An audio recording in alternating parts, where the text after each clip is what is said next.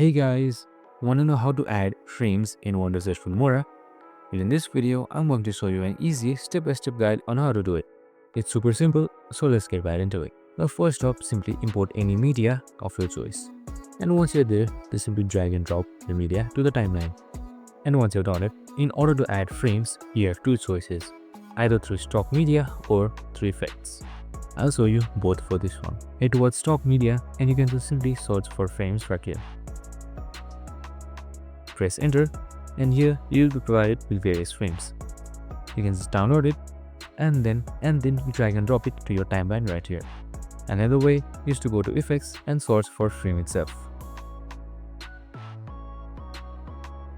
Now here too you can see various borders and frames. So just download one of them and then drag it to the timeline. And there you have it. Your frame has been added, as you can see in the preview too right here, and you can adjust its length as well. And that's it. Super simple and easy. I hope this video helped. If it did, make sure to like, subscribe and tune in with us for more of these videos.